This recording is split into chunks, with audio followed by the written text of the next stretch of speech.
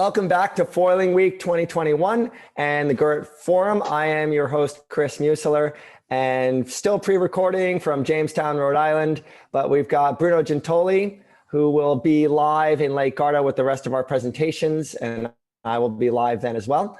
And this topic that we're going to be talking about, I mean, we haven't used the term frothing at all in Foiling Week because we didn't know really what that meant until we saw a lot of surf foilers and wing foilers over the last 2 years. And so I think this is a group that knows exactly what it feels like to be frothing on something. And I am right now to talk about wing foiling and surf foiling, where it kind of came from, just a quick synopsis of that development. But the most important thing that we want to talk about is the group of people we have here today are kind of early adopters to these corners of the sport and the discipline. And they're also early influencers, like I talked about with the group before we started, whether we like it or not. When you're new at something and you're the first people to do it, a lot of eyeballs are on you. So we're going to be talking about the development of these sports, who it influences, if it influences recreational sports, and if you need to do something with that influence. And then what everyone's working on right now and what the future of wing foiling and surf foiling have together. So without further ado, I will introduce our guests. We have Nils Rosenblad from Nash. We have Tony Logos from Slingshot. Annie Reichert, which I don't know if I can use the term water woman because it always frustrates me when you have a person that can do every water sport at an elite level and you call them a waterman even though they're a woman. So anyway, we got a waterwoman, Annie Starr from Maui. And then we've got Paula Novotna, who's from Tarifa right now, finishing up a kiteboarding freestyle, and actually turned out to be a big air event today. So we've got everyone here. We've got a representative class vote from Duotone and Fanatic, hopefully chiming in later, and we'll get started. So I think one thing I just wanted to ask is I talked to Don Montague and Paul Larson. So if you guys aren't familiar with Don Montague, he invented got the patent for the quick release on kites, was early on with the C-shaped ram air kites. And I was interviewing him and Paul Larson on Speed Records. And he said, Tony Logos, that guy's a genius. He goes, you should have him on every show. He can talk about everything. And the one thing I wanted to throw out to this group was, who put two and two together for the hand wing and the foil that started all this craziness? Was that you, Tony, who did that? Can you claim that? Well, I probably can claim it, but it depends on how you look at, like, hand wings have been around for a long time, other than like kite wing. And of course, in the Gorge, we had Tom Magruder with the wind weapon, which was a windsurfer, a dual jointed contraption with a wing, but you're still windsurfing it, and it would go into a flight mode. That was a pretty crazy contraption just because it actually worked quite well. But the problem being dual hinged, the wipeouts were brutal, and you would get caught between the mast and the upper U joint in your booms, and you would just, you get like a nutcracker kind of thing. Yeah, it was a nutcracker. Well, it was more like a crab cracker. But anyway, that was kind of the start that as far as early wing development, and then kite wing. There's a lot of versions of wings that were handheld, but they were kind of windsurf type hard wings, right? And that had been going on. People had taken them on water, jumping off stuff, but that had a movement in ice, mainly like ice and snow, mainly ice. And it was kind of an underground movement for years and years and years that ice sailors were using as a platform that worked really well. Yeah. And what I kind of when I brought it together was 2010 was the first wing, as far as I get into my files. At 2010, I made the first inflatable hand wing. In 2011, we tried to bring it to market, but the concept was for SUP, or, stand up paddle. And I thought it was a good entry to get all these people that were into stand-up paddle, and when the wind blows, there was the downwind people, suffers that would were into wind, but most of them, as soon as the wind came up, they were packing it up and they were leaving. And I thought, hey, we could give them a tool that they could get pulled around by the wind, and they would be sailing, kind of what happened when the early days of windsurfing, and you're getting pulled by the wind. Now you're going faster than you've ever paddled, and then you're in not that much wind, but then pretty soon you start liking the wind, and now you're looking for more wind, as what happened to all of us in the early days. There's more wind, looking for more wind, and then they end up at a beach where there's kiteboarding, windsurfing,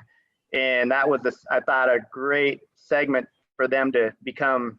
I thought it was actually going to build windsurfing back quite a bit, like a gateway drug kind of thing, because it has such similarities to windsurfing versus kiting, right? And it had all the safety, and but the cool thing it was not windsurfing gear where you could just pump it up. You didn't have to rig it, and it was a good entry level thing. We brought it to the market, I think 2011.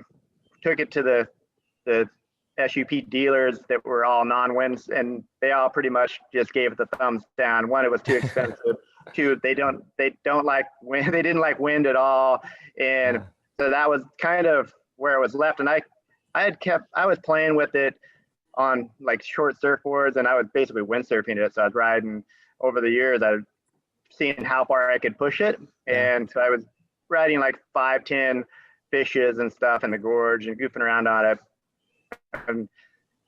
But it wasn't until 2015 where I foiled it, and it was funny. I foiled it and I brought it back to, we have slingshot meetings, and I brought it back to our group, and I'm like, okay, I always was bringing up the wing, like, we got to keep working on it. And they kept, no, we tried it, it's so finally I'm like, hey, I foiled it, it's going to be huge. And they still like laugh me off to say loud. They're like, nope, you drop it, the wing is not going anywhere. We've had, this is 5 years into it. So I posted one of those, that shot of me on my Instagram foiling it with a wing, and that was, I think, the launch of the sport in general, because my Instagram has no followers, but it made it to a Facebook page, and it made it to I think Don Montague is the one that said, hey, you're on Sailing Anarchy and you have like 2 million views. He called me like 2 days later going, this is going crazy, and the phone started going crazy. But I think that was where all the different brands got to see the potential of it, and they're like, what is this, right? And then that was probably the development time for all the other brands that start to go, we want to play with it. And I think like where F1, Nash, Duotone, they're probably all starting to look at it at that point, and they had their eyes on it. But it's still that time period, 2015, which doesn't seem like really that long ago. Yeah, in the but look at the foiling at that point. There was very few foilers. They were kite foilers. The wing development was all small wings. We were like, and I was just starting to wind foil on bigger wings, so I had the right bigger wings that I was playing with. I was actually developing all these big wings for downwind sup, and so I had the big wings. So I could make I just had the right tools to make it work. And but at that point, there wasn't a big group. There wasn't surf foilers yet. The big wings weren't out there yet. So even downwind, sup was just in its early stages. So anyway, that was kind of, I think, the launch. And it took us to now, and now it's kind of like snowboarding, because I actually was a early pioneer of snowboarding. It's kind of similar to that, where it's like we hiked and we did all this stuff, but it took forever. But once it blew up, it just started going. When the other brands jump on, then it becomes legit, right? Like if one brand does it, it's like, oh, these guys are just out there, you know, and two brands, they might be out there, but whenever all the brands start jumping on it, and then you get all those tribes, each brand has its own little tribe, right? And if then it becomes a real sport. And that's kind of, I think, what's happening now with it's just like so much energy, everybody's doing it, but all the brands are on board with it. I don't know of any brands that are saying, no, it's not cool, that it's just it's a fad or whatever. It's like they're really into it. It's unlike anything we've seen, except if you can go back to like when the original windsurfer came out. But on your point, almost including myself, sort of, I think, in the back of my head, that the most common comment I asked people, like, why haven't they started or why did they wait to start wing foiling, was literally everyone said the same thing. It looks lame, you know? And so Annie, like, when did you pick up the wing? And actually, did you surf foil first or did you wing foil first? I surf foiled first. Yeah, I surf foiled first, and that was something that was just like a natural progression for me, just because I've surfed all my life and all that stuff, and I'm really good friends with the Spencer brothers, and Kai, of course, and they were like really getting into it at the very beginning, and I was like, wow, I want to do that. That looks really fun. Yeah. But for me, the winging, I remember the first time I ever saw a wing was Jeffrey Spencer, and it was one of Tony's slingshot wings, and he did like a quick downwinder on it, and I was just mind blown because I don't have a big history in wind sports at all. This is kind of like the first one I really like picked up and mastered. Right. So seeing that and just like seeing like, wow, I know how to foil, it's just kind of another addition to that, like really got me interested in the sport, just because I felt like it was like a really good kind of entryway into the wind sport world. And so, yeah, I knew how to surf foil first, and then wing foiling, I picked it up pretty quick. I had great teachers. Jeffrey and Finn taught me how to do it, which was really fun. But I think like it's such a nice thing on Maui too, because there's so many surfers and there's so many windsurfers and there's so many kiters, but it's really been cool to see like the community of like water sports on Maui like kind of merge together into this one sport. So yeah, it was fun because I wasn't the only one learning at the time, and there were just, you know, like hundreds of people down at every beach I'd go to, and everyone was just so psyched on this one sport. And yeah, I think honestly it hasn't died down. If anything, it's crazier than ever.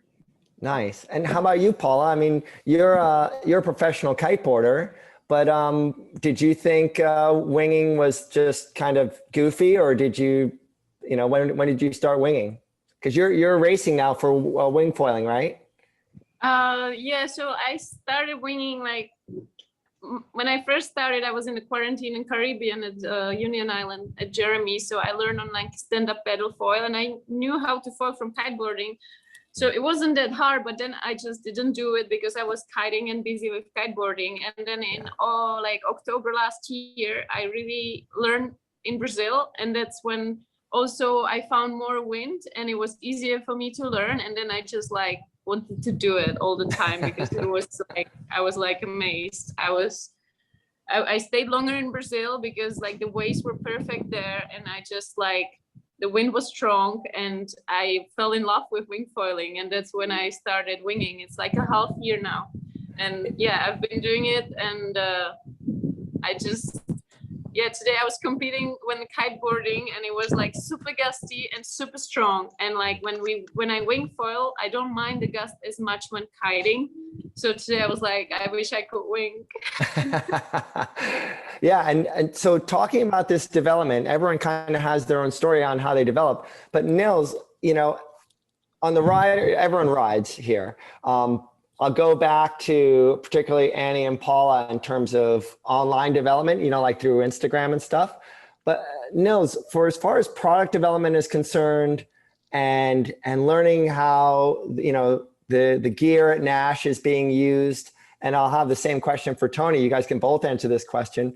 How important is it to look to social media to find out what people are doing? Because I know from surf foiling, at least technique-wise, that the sport is completely developing over Instagram. So how important are the social channels to you right now as you guys develop products? You know, I don't really look at it that much. I mean, honestly, our development path for this whole thing was so different from, it wasn't just like something that cropped up. Like I was deep in the trenches working with Kai Lenny. This is like 2015 on surf foils, because that was really an emerging thing then. Yeah. And meanwhile, I was aware from the America's Cup in 2013 when I was in San Francisco a bit. Yeah. I was just aware the kite foiling had gotten to a high level. But right at the same time as we were working on surf foils, you had these guys, these sort of Zen hippie kiters, were going to smaller and smaller kites and tinier and smaller boards. And one of those guys was Flash Austin. And that was really, I read sailing, I'm not crazy, but I somehow missed the Tony Logos thing. But my first awareness was Flash Austin took an old Nash kite and made a handheld wing. Like they were going to shorter and shorter lines. And then he was like, no strings. Let's get rid of strings. And he was doing that. And then the next thing that happened was I think Ken Winter was aware of that. I think the story was he injured his shoulder and they were doing these downwind foiling runs and he just wanted to cruise. And then he had already developed this inflatable windsurfer rig years ago, and he kind of applied that to the thing that Flash was kind of working on. So that was really where I became aware, and we're like, this is the future. Like as soon as we saw it, we're like, well, there it is. It's a kite with no strings. It's a windsurfer with no mast and no boom. It leverages the technology of foiling. Yeah. And handheld wings are something that have been around, you know, kind of since the dawn of time. My grandfather, when we were kids, had speed skates and this handheld wing that had sort of an H section that he brought with him from Sweden when he moved to the States. And we would go blasting past us on this lake with his speed skates and this stupid wing. And we were like playing hockey, looking at him like, what's wrong with him? And then years later, I became aware of like the skim bat. So there's some guys in Finland who have they manufactured it at Neil Pride when I was there. So I spent a lot of time just like looking at their stuff in the 90s. And that was very, very similar to what we have now. Like if you look at the F1 wing geometry, it's very similar to the skim bat, except it's executed in the kite materials. Yeah. But it's kind of like the idea was in the ether, and it's a magic combination. You know, the skate sailing thing worked because skates are very low drag, right? And it's the same thing with foils. As soon as you introduce foils, you cut the hydro drag so much that all of a sudden you can use a much less efficient lifting surface to go. Yeah. And it just sort of magically came together, but it happened very, very fast. Like it was like, oh, you know, here's Flash Austin doing some literally what we considered a batshit crazy operation with a kite that he cut up and added some. He was like coming to us, you have bigger battens. And what he meant was, I need the leading edge, you know? And then Ken did his thing, and then Tony was way ahead, but we were just oblivious because for some reason, Maui and the Gorge are like different planets. Not 100% sure what's going on there, but it's been like that since the 80s. Like awesome. The Gorge is the Gorge and Maui's the Maui is Maui. And somehow we arrive at the same point, but I feel like it was kind of in the ether. I think the surf foiling really pushed people into, it pushed the level of what you could do. Because surf foiling, you're foiling at 7 knots. Yeah. Right. Kite foiling, you're looking at Johnny Heineken, and you're like, yeah, but it's Johnny Heineken. Yeah. Like he's a golden god of, you know. But then surf foiling, all of a sudden everybody was doing it. And then it's like, well, let's just stick a wing on. And then in Maui, they do these downwinders. They started doing downwinders on foil. So what's the next step? Well, hold something in your hand, cut your board size by, 3/4. Yeah. And that's it. You win.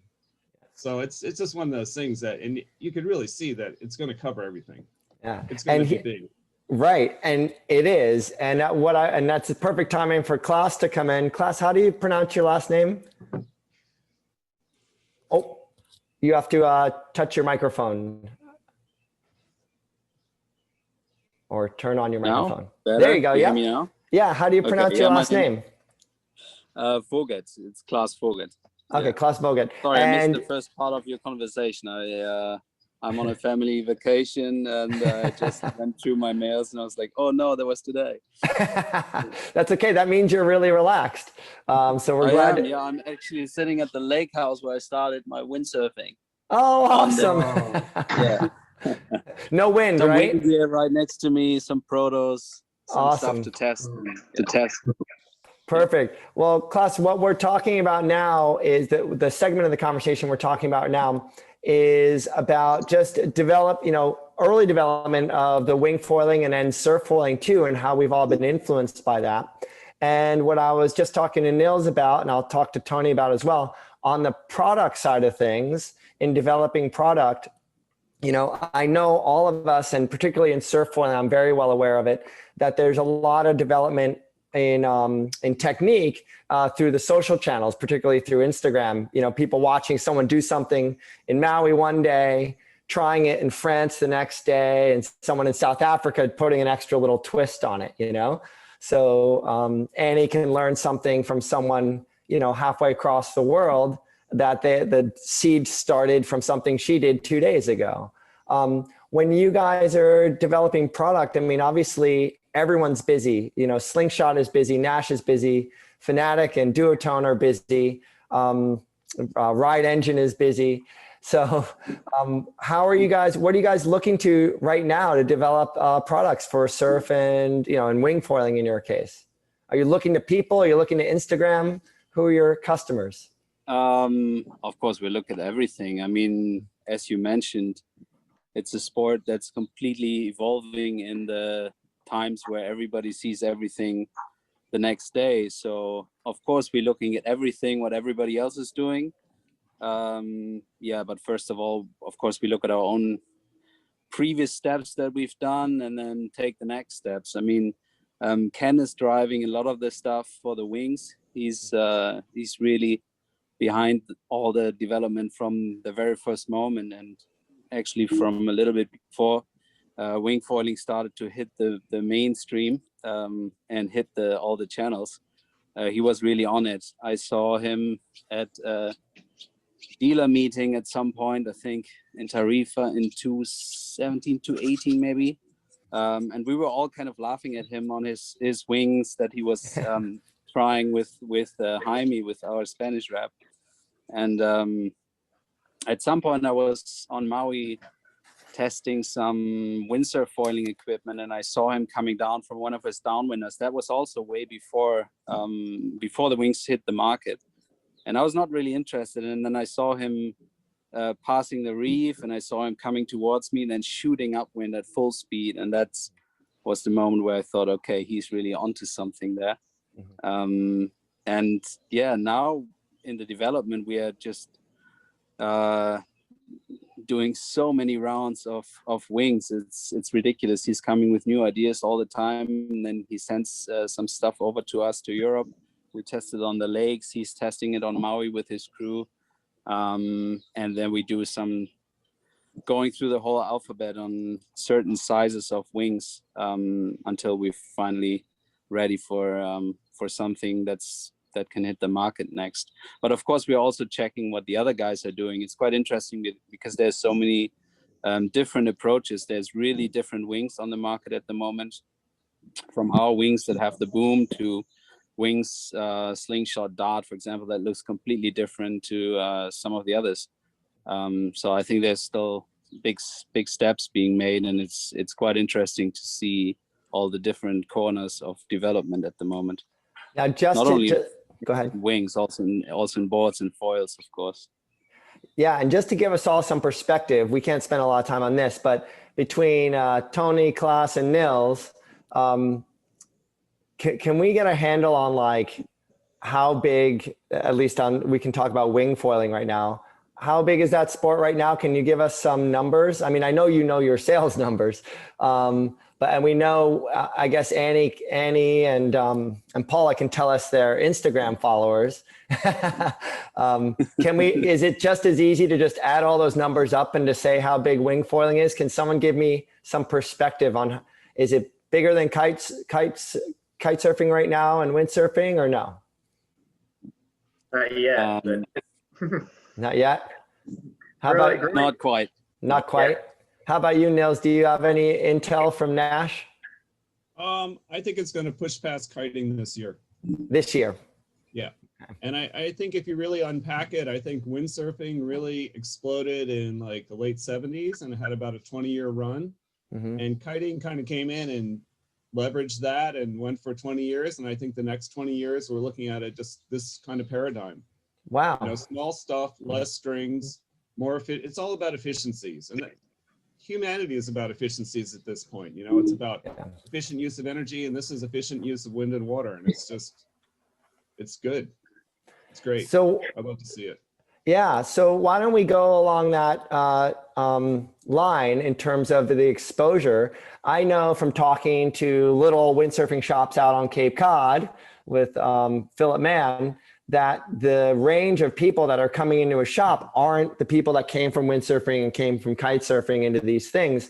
I know Annie, you know, I've talked to Kainani Drexler and her dad, Scott, and they said Kahului Harbor is a really diverse place to wing foil, right? Like, tell me what the scene is like there. Yeah, no, it's amazing. I remember when I was really into sub racing, I'd go there every day and I'd race and paddle, and it was just me and the canoe paddlers. And now going down to the harbor, it's crazy. It's just filled with like probably like 20 to 30 wingers every single day. So yeah, it's really brought back the wind sport kind of scene on Maui, I think. And yeah, as you were saying, it's not just windsurfers and kiters. It's like people that either never really had an ocean sport to begin with that are seeing this new like craze and they're really excited about it, or it's surfers that swore that they would never pick up a wind sport, but now they're out there loving it and having more fun than they've ever had. And then yeah, there are the kiters and there are the windsurfers. So I think it's really cool to just see like all of the different, not only age groups getting into it, but there's, you know, there's so many girls out there that I've seen charging, and there's so many guys out there, and there's young kids, and then there's people that have, you know, they were like sworn off windsurfing and kiting, I think, because they were like, oh, you know, it's bad for me. But now with the foil, it's effortless, and they're out there having more fun than they've ever had. So yeah, I think it's really beautiful to see everybody getting into it from all of the different kind of angles. And I think it's just going to continue to grow. And yeah, it's like, that's at least what I'm noticing on Maui. And I think that's a really small little community, but that's kind of the vibe I get worldwide. It's kind of what's happening. Awesome. And Paula, how about you in terms of your social feed and the places that you go to, even in Tarifa right now? I mean, is winging, that's what you want to do right now, I know. What kind of people are you seeing, you know, around the places that you sail? So I normally still travel to places where I kite. So I wing. Actually, I'm always a bit sad because I mostly wing like by myself, and I'm always looking for wing buddies. But here in Tarifa, there's a lot of wingers, and like here, especially now, we have strong Levante, and there's a lot of wingers and also amazing waves out there. So definitely I'm gonna go tomorrow. Today I was competing, and tomorrow again, but I'm gonna go after the competition.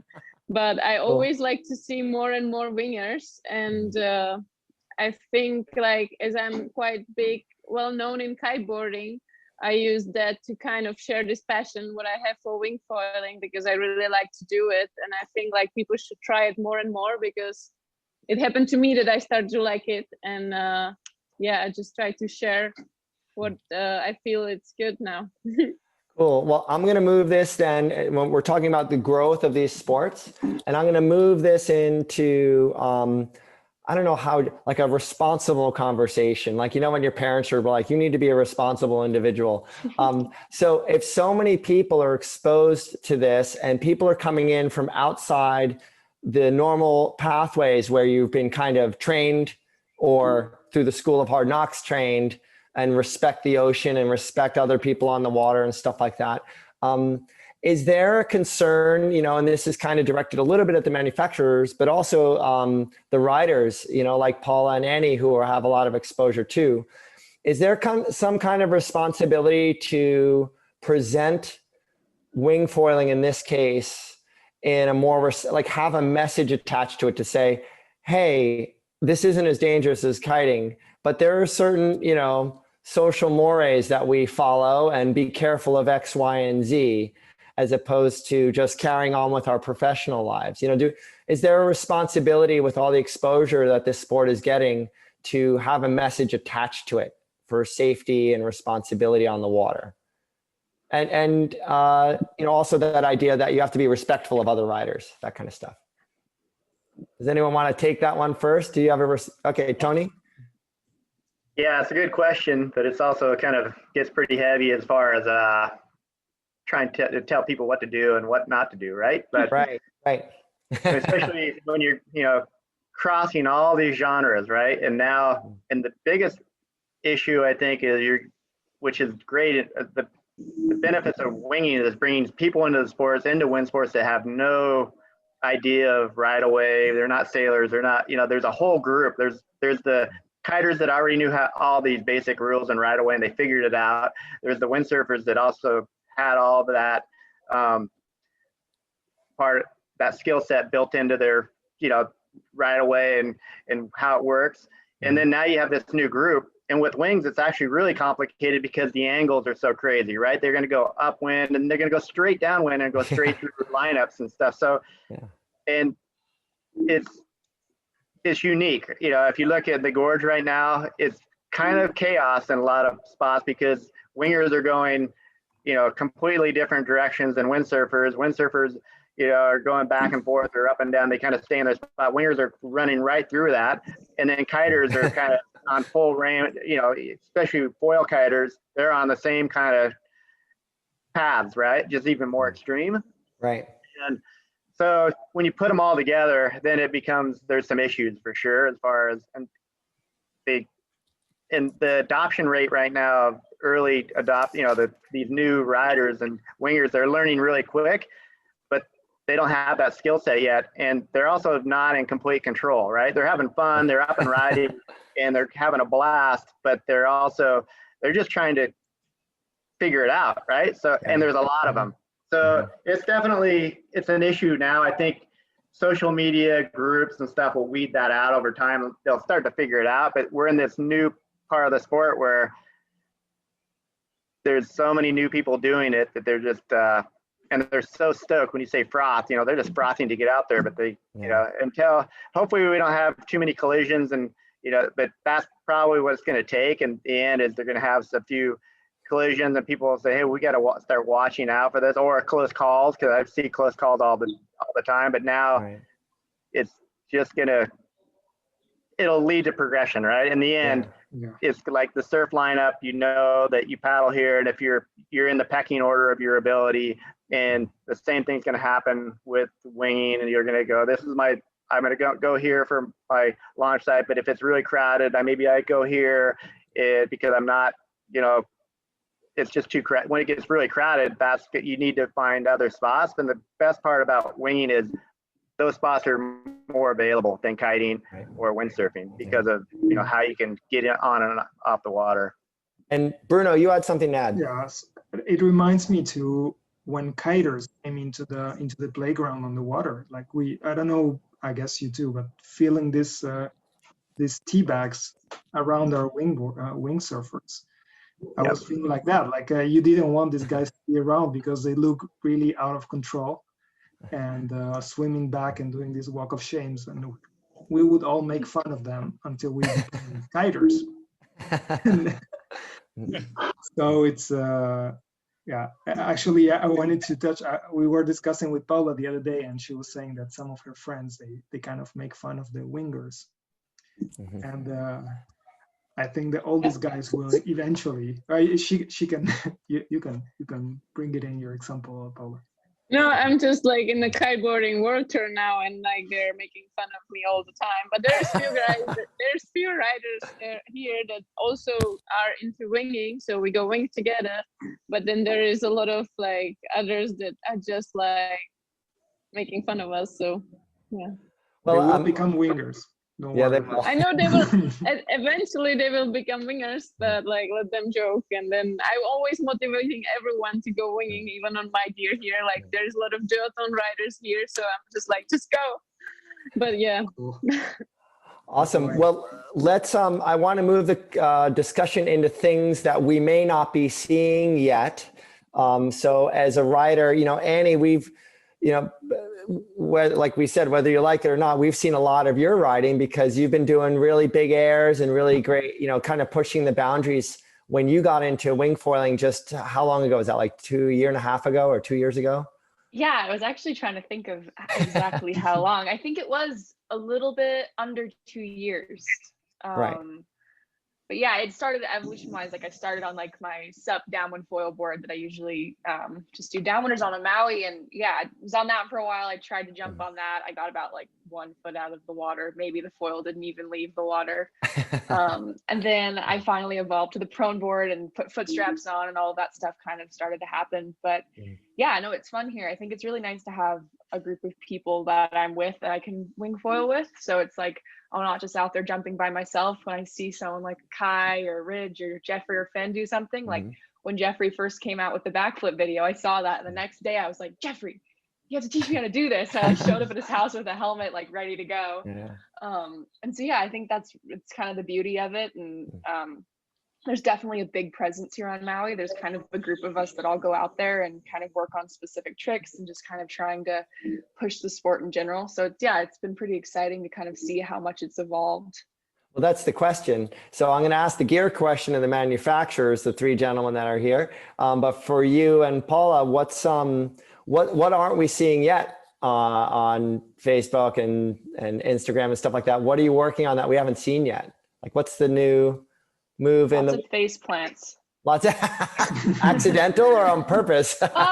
Mostly accidental. I'm of course seeing everybody do the crazy things they do on the internet. I get influenced by it constantly still. That's what motivates me to go out there and try new things. Right. I've been working on the backflip nonstop. I landed one of them, but of course it's on a video, so it didn't happen. So I'm just saying I'm still working on mastering. Sorry about that. Yeah, no, it's how the world works now. But yeah, I think just trying to kind of keep up with the times and seeing all the crazy videos that, you know, Ridiculo and all those guys are constantly putting out. I want to try and keep up with them as much as I possibly can. So I think there's a lot of that kind of stuff that I'm excited about, and just working on new wing ideas and new foil ideas that'll kind of just help to push the sport in general, and really just kind of think include more people, and also just get more people excited about the sport too. Awesome. And Paula, what's your jam right now? What's your new trick? Well, I'm learning a lot of tricks. Like, I'm new to the sport, so I'm always excited when I'm on the water and I can stay forever because I just want to wing. And sometimes I go kite and then wing. Sometimes I wing and kite. But I'm like, what my goal is now, I want to wing a lot of places because wing foiling hasn't been captured in a lot of places. And with kiteboarding, I travel like around the world. Yeah, so accessibility.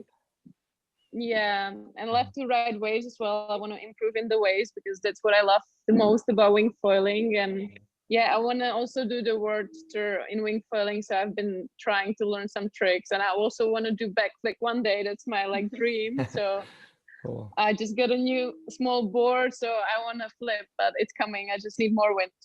Yeah. Awesome. Well, then let's move to what's we're not seeing yet in terms of equipment. So this must remind everyone who was in windsurfing that every year we go to Surf Expo and you have to have this, or you know, a new sail line every year, new board every year, new fins every year.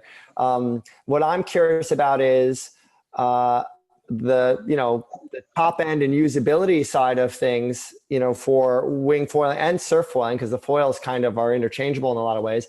But also, you know, I wrote it in the note, where's like the $800 wing foil package at my local big box store? So what are you guys working on? Are you guys working on some really inexpensive stuff for the masses and still more high end stuff? Give me one of each from each of you. Okay, I guess I'll go first. I think right now the biggest problem with COVID and stuff, and I think all the brands will probably agree, is just getting equipment right now, just getting kites on time, I mean wings on time, kites on time, anything. We just don't have, we have no stock, right? So right. The stock is, so if you have a wing, or if you can get a wing, you're pretty happy. Yeah. So meeting the demand right now is the biggest struggle. So that kind of brings us back to like the cheap version isn't really needed at this point in time, just because we can't even build what we have. That will come right as the sport emerges, or you know, kind of evolves and gets more, you know, later when early adopters can do it at a cheaper price point. It's always going to go downstream for sure.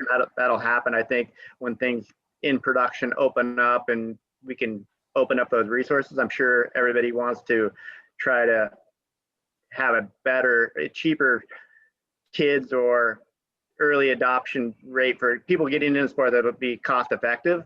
Right. So yeah, I think that's just overall right now we are in the, can we even get what we ordered? Yeah, you know? or even make your next year's the new line. Yeah. So that's kind of it as far as, you know, that the price point wings.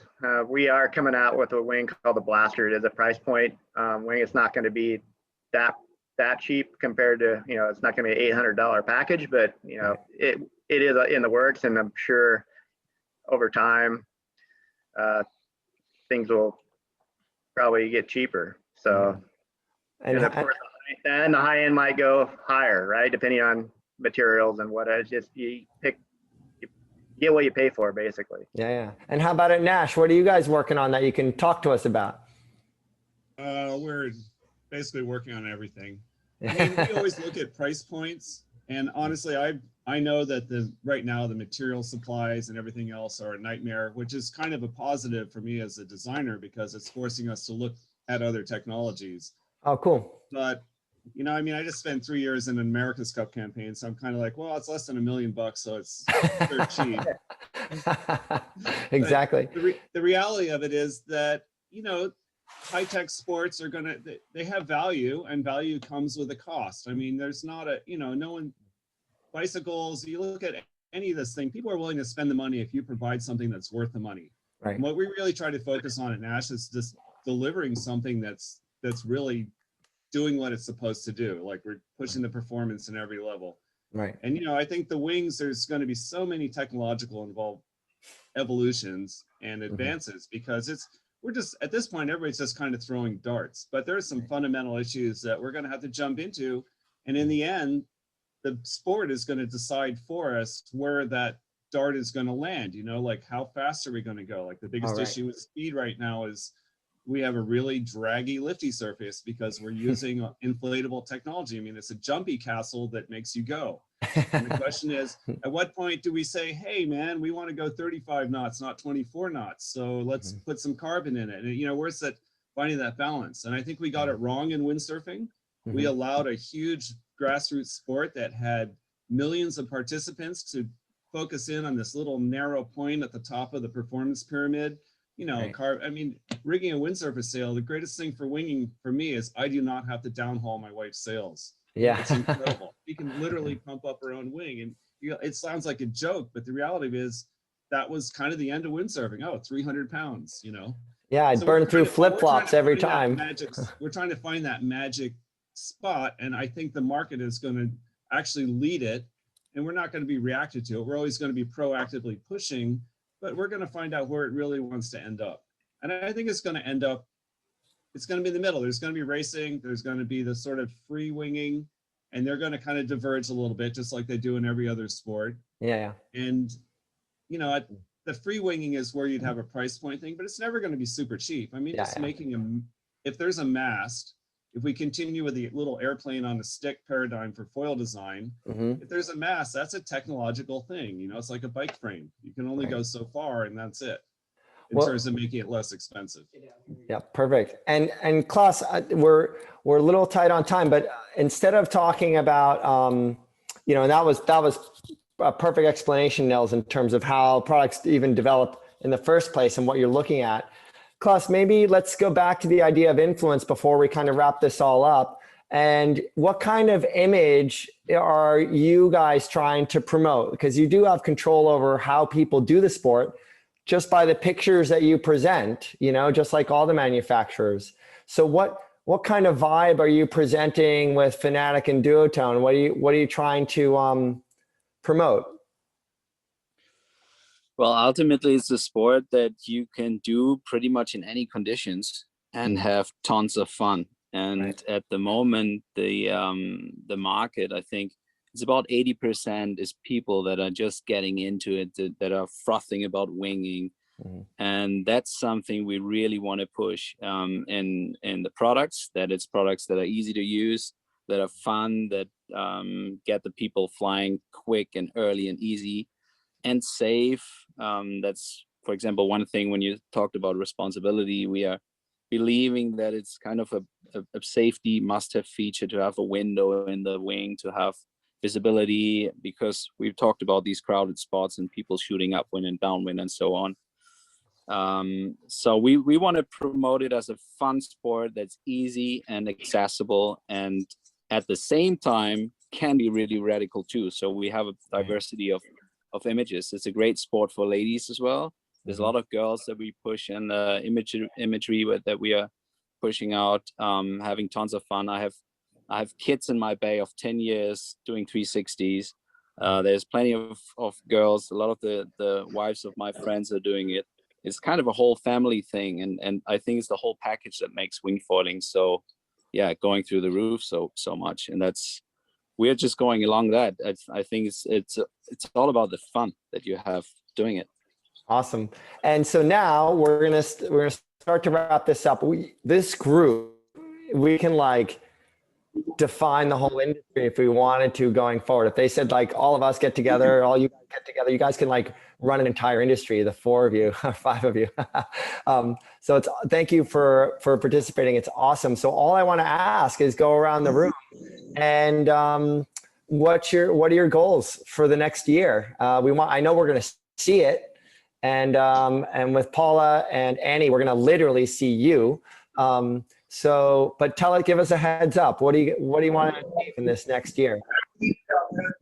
Maybe go, Paula. I don't know, like my goals with winging, it's growing so fast that it's like everything's coming to me very fast with wing foiling. So I have goals and dreams, and let's see what happens. And I'm definitely hooked to winging.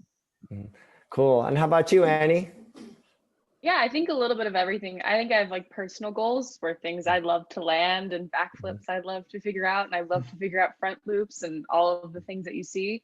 But I think just on like a wide scale, I'd just love to like inspire people to get out there, girls, guys, anybody, just to like get a good crew of people out on the water enjoying it. And yeah, hopefully be a part of the progression of the sport and continue to try and keep up with everybody who's just pushing it so fast. And is this your job or is this your day job at the moment? This is my day job, yes. I think not just winging, but the multitude kind of. But the multitude of sports. One of the day jobs. Awesome. And Tony, what's your goal this next year? Well, my goals are pretty easy. In the slingshot development, I kind of sit out in the future a little bit, and then we have part of our crew that they can kind of stay where we're at. So, but my goals are just trying to be working to see where we can take it as far as wing design. That kind of stuff's fun. Also foil combinations. You want it to be safe and fun. Personally, right now, I've been having a lot of fun just riding a longboard. It's classic longboard, in the ocean. Just kind of a new, like almost back to windsurfing, but the fun part about that is it just kind of shows you really don't need a foil to ride a wing. But if there's waves and you're on a longboard, you can slog out, catch a wave. But then once you catch the wave, you can ride it like a traditional longboard, so you can turn it, you can just let it luff. You can go up the line, down the line. And so that's kind of been fun as far as, I want to do that more. And as far as like the gorge is just a playground for any kind of wind sport. So I participate in all of them. But yeah, it's just, if you're having fun, the development comes easy. If you're not having fun with the sport, then it's time to probably get out of it, so, and cool. My side is just like, go have fun. My family, I've got Eli with my son. He's kind of in the family, he's young, but he's really into winging, but we just got back from the coast. He's riding skimboards like crazy, doing big downwinders. They were just having a blast. Cool. And it's fun to see. And I think for me, it's like, I want to see the youth. The last thing I want to see is actually a picture of me out there winging or video of some old guys out there trying to, like we had our time and and old guys are having a blast doing it. That's great. But the sport is about the youth. Right now, the sport and the progression is about, these 10-year-olds and going to the beach with their family and actually having something that they're stoked about.